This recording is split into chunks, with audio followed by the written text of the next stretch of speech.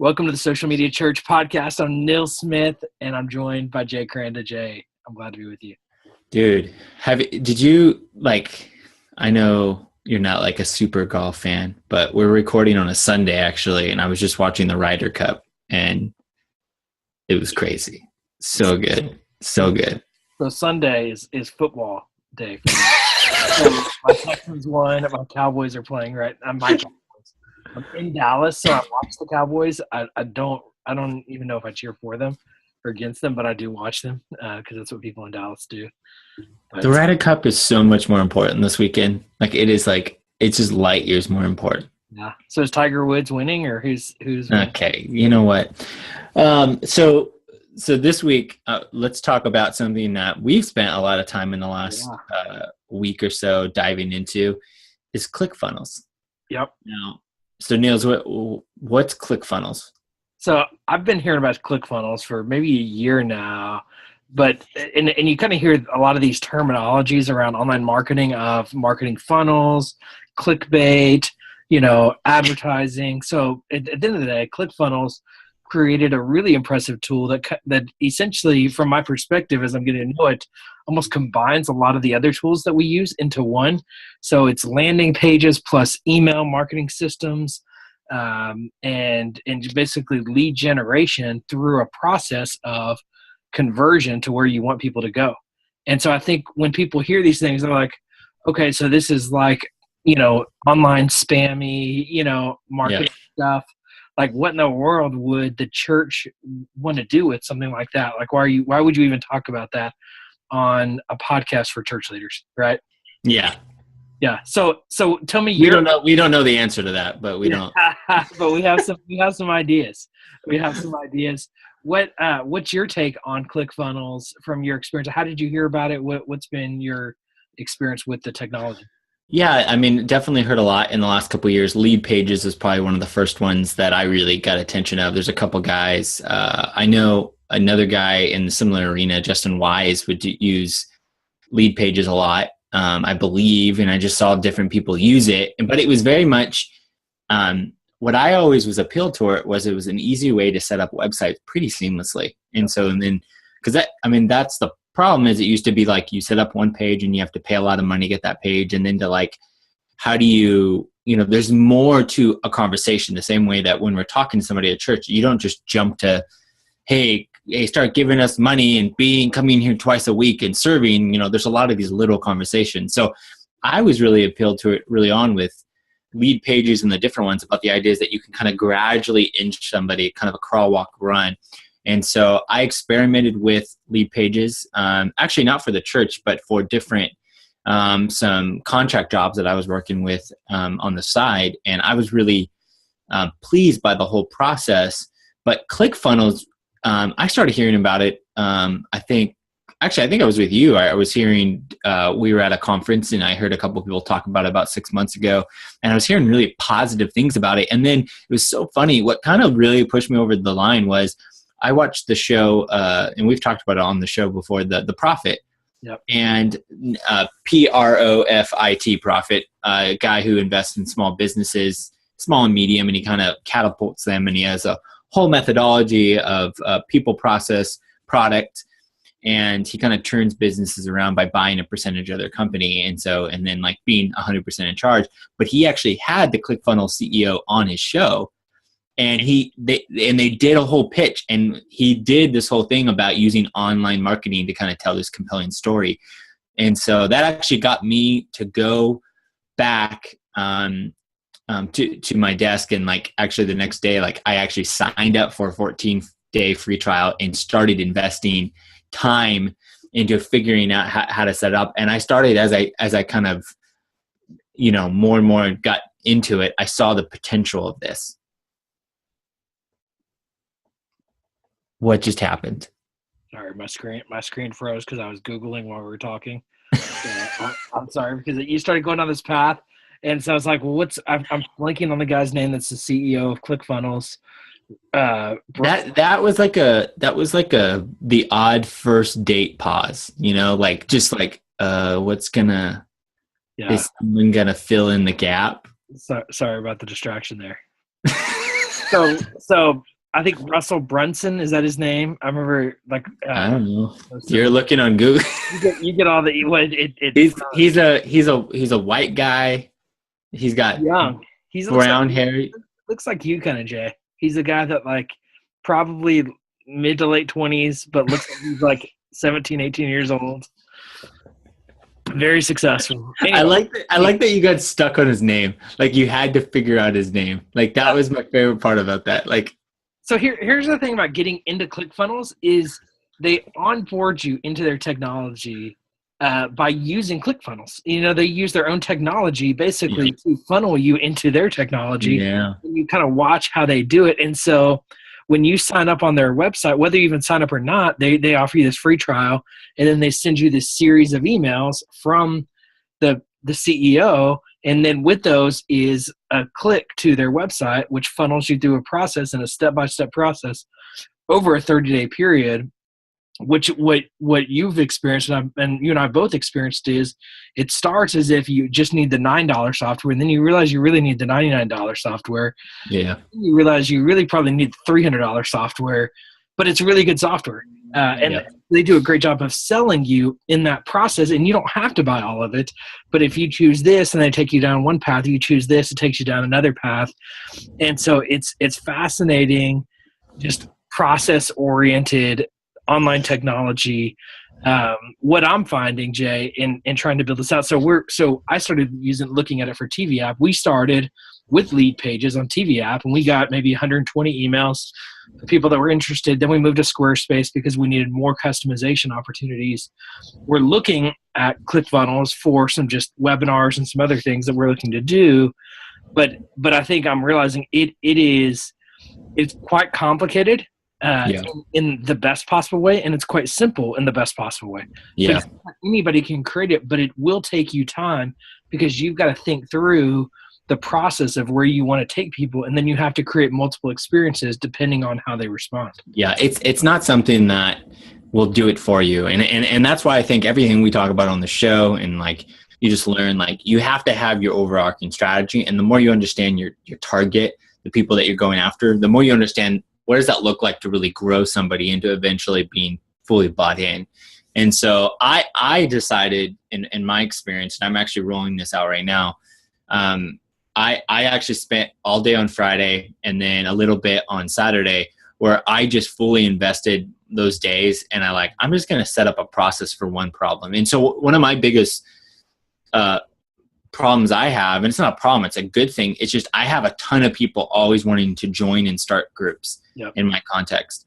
And so I might have 300 people in a given month want to get it plugged into a group, and sometimes that experience isn't always the best. And one of the number one reasons is they don't understand, their expectations are not clear. The other thing is there's not enough groups to get people plugged in. And so I want to encourage more of those people to realize that if they just find 2 other people, they can do their own group and they can reach their own friends. And I think that's very gospel driven kind of evangelism style. And so I thought, what if anytime somebody sends me something that they want to get into a group, that I send them to this deal? And so I literally created these pages where it's I showed a 1-minute video of my pastor. So I kind of give a big picture. I kind of give credit, and it's about the importance of doing life with other people. And then the idea is hey, do you have a couple people who can do life? And I have 2 options down below at the page: host a group or join a group. And they go host a group.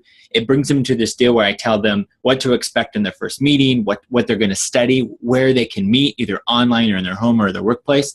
And then I give them one more tip on the next page. And I say, there's one more tip. And then I talk about how you're not the teacher, you're a facilitator. So I try to make them feel okay. And then I have them sign up. Now, if they go to the join a group, I actually give them I have one more page before I plug them into a group, and I say, hey, by the way, hear me out. I think you could host a group. And I give one last push where I say, do you got 2 other people? And I really give this the gospel, the way the only people that are going to reach your community are those in your area. And then if they have 2 options. And I actually say, do you still want to join a group, or do you want to try hosting? And then that leads them down. And the idea is with ClickFunnels, I can see the success rate of percentage of people that move on or jump around. And I just rolled that out over the weekend, and I did a beta.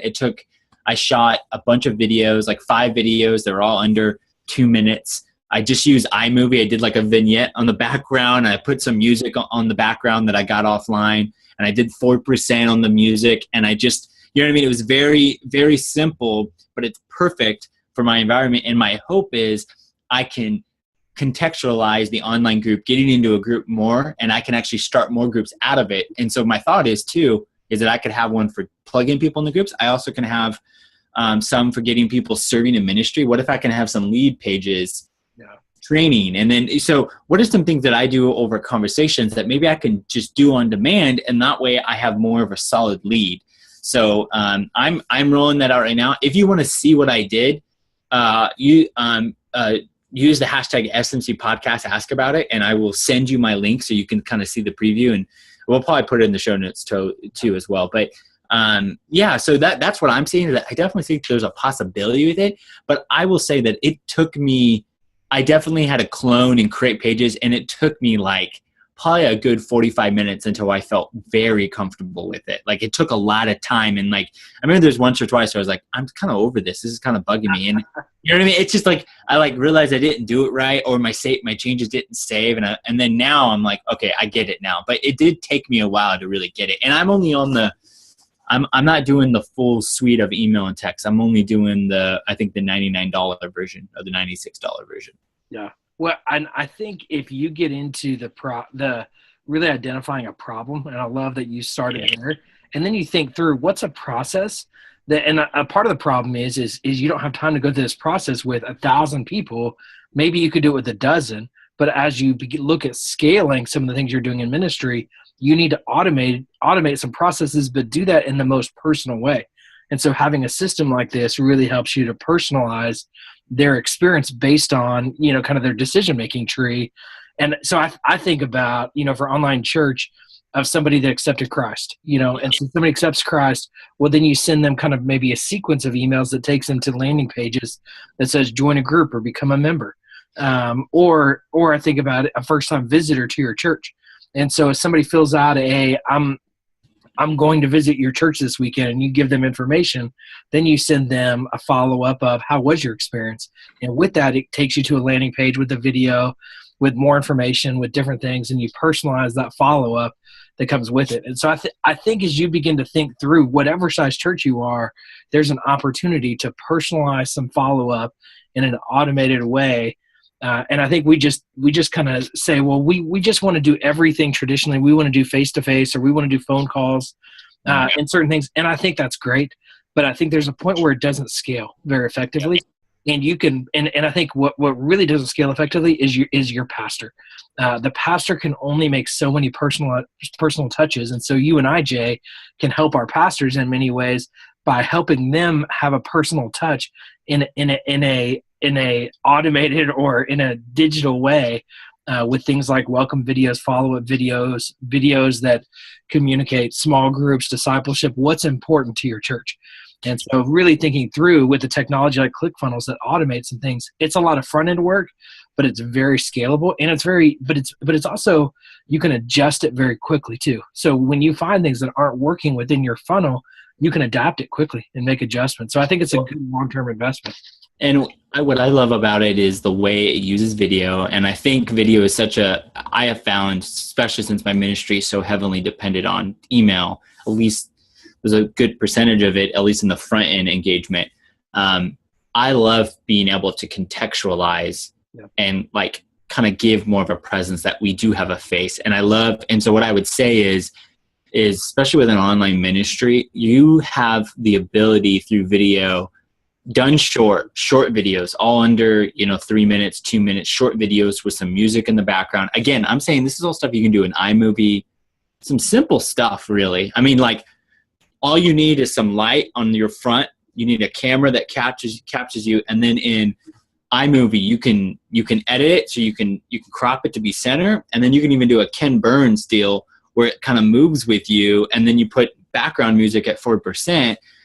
And do a little vignette thing on this. And then that is like, it could look, especially when you're thinking about it on a desktop, and it's already in a small window. So it doesn't need to be this high quality, you don't need to worry about it. It's just amazing. And I'm talking about with lighting, you can bring lamps around you. Yeah. And think about lighting around you. The dimmer the light, the more you have to think about 3-point lighting. But if it's a strong light, you can just have one in front of you. But make sure there's no shadows on your eyes. And those are the things I think on a ClickFunnels page, because I'm able to. And Niels, you've experienced this.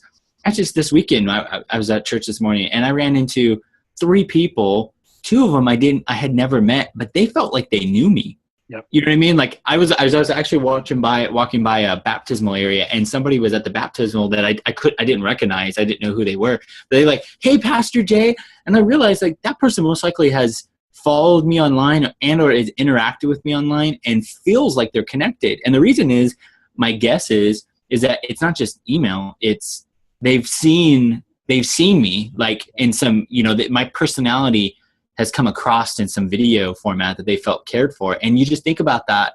You don't want that to be the end all, but it's a huge way to have a jump in a conversation. And it's crazy because I can do that with tens of thousands of people.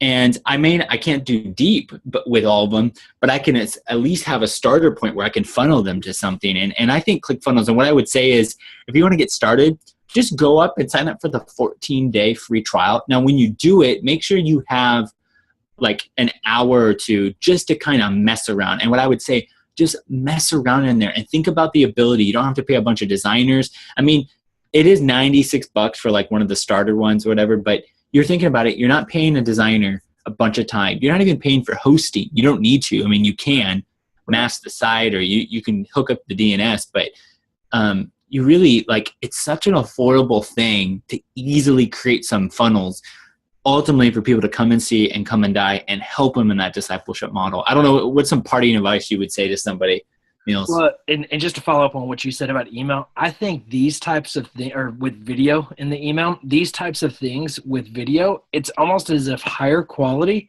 can almost feel less personal. And so I think as you communicate to people, you almost want it to feel like you're on Skype with them. But what you don't want to do is for the video to feel distracting. And so if you can use your webcam and then use the sun, like position yourself so that the sun is lighting you at a good part of the day, and make sure they can hear you clearly and they can see you clearly. But don't think it has to be a professional, high quality video, because sometimes that can come across as less personal in those kind of interactions. And so don't think that you need professional graphic designers, professional video editors. Jump into the software. The other thing I would say about ClickFunnels, and you and I'm sure we could set up an affiliate program. We haven't done that. We're not going to do that. Yeah. We just think it's cool technology. And I would say the fact that it was on the Prophet and that you're seeing it all over the place, I think this is technology that's not going anywhere, that they're going to only continue to develop this technology further. So where there's a lot of different options in this space, ClickFunnels is probably one that's going to stick around for a while, and also probably one that's going to get better. And so as you get to know it, know that this technology is probably going to mature, and it's going to be a good investment of your time to grow an understanding of the software. And as you find one solution with it, I think you're going to end up thinking about 10 more solutions. So jump into it, get to know the technology, and you're going to find a lot of opportunities for effective ministry through it. Hey guys, something we're going to continually be pushing is just, you need to be experimenting. That idea of a leader is a learner. You always need to be, you don't need to be an expert. You just need to be familiar. And trust me, if you just go on there and just mess around, there's a huge way to leverage that. They have some higher tier stuff. Like I still use MailChimp for some of that stuff, automation, because for me it's like $30 a month versus that. But they offer, it's an all-inclusive suite. So they do texting and email. So they have a bunch of other stuff, but you can have some stars. So just mess around. I wanted to ask you, Niels. So you were asking on Facebook about a bunch of recommendations on Netflix shows. You got bombarded with tons of recommendations because everyone's opinionated with their shows. Yeah. First off, how did you decide what to pick? Like, did you look at reviews? Was it about how many people recommended a show? And then were you happy with your pick? So that's a good question, Jay. So I kind of chose it based on a couple of things. One is, I knew that I was kind of committed to just binge watching a Saturday, and just doing nothing. My wife and I talked about it in advance. So I had this dedicated day to do nothing, essentially.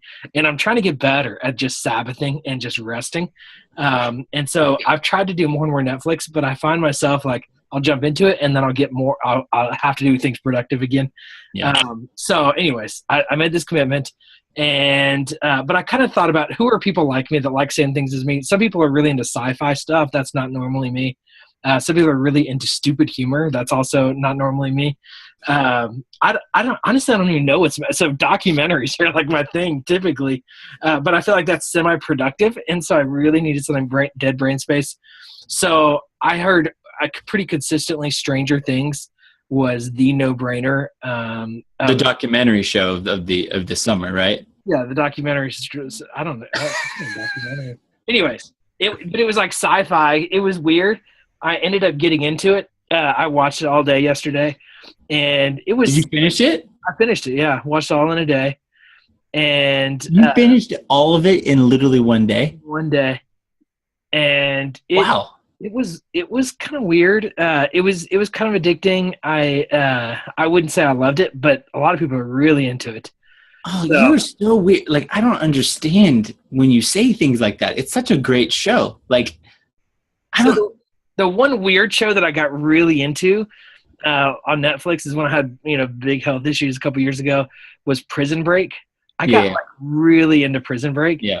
Otherwise, like I'll watch House of Cards, or a few other shows, but I just don't get into a whole lot of shows. So, but I don't know. Good. It wasn't a waste of my time. It just wasn't. It was like Lost to me. I watched Lost. Everybody else did, but it wasn't. I didn't. Their string promotional angle was like their music. Like they did a lot with their music because they're bringing back 80s music, and they did a lot of cool stuff on Facebook where it was like they did the classic 80s VHS cover. Yeah, where it's like it's like Star Wars kind of cover, and then what they would do is that the characters would move. Yeah, just like, and like I thought some of the promotional stuff they did some stuff on Spotify too. I saw the Spotify playlist got released, so you kind of saw this special technique. But I really actually my wife and I got my wife into that, and we really enjoyed it, which is weird because my wife hates like anything that's remotely scary, and that was definitely it had a yeah. I wouldn't have wanted to watch it before I went to bed, and I couldn't stop watching it until I'd finished it. That's so funny. Hey, Prison Break's coming back, they're saying. So right here. That's what I hear. That is so funny that is man. Anyways, our kids will just experience TV. It's such a different landscape now. So it's just like I think about like Prison Break. I didn't watch it when it was on TV. I didn't watch it, until later when it was on Netflix. And it's like it's because you can do that, and it's like 24. You can just get into it, and you're like, oh man. But okay. I was just so curious. I recommend. I'm definitely a sci-fi guy, so I'm going to be recommending sci-fi or stuff like that. I mean, but dude. Okay. So anyways, if you're listening to this right now and you still went through our Stranger Things rant here, recommend a show to us. Hashtag SMC Podcast. We would love to hear that. Don't forget to go to tvapp.church to get your church on Apple TV, Amazon Fire, and Roku. And we actually, for Apple TV, we have a $75 a month option. So a starter option for getting your church on Apple TV. So anyways, thanks so much for listening. Go to socialmedia.church and learn more about us.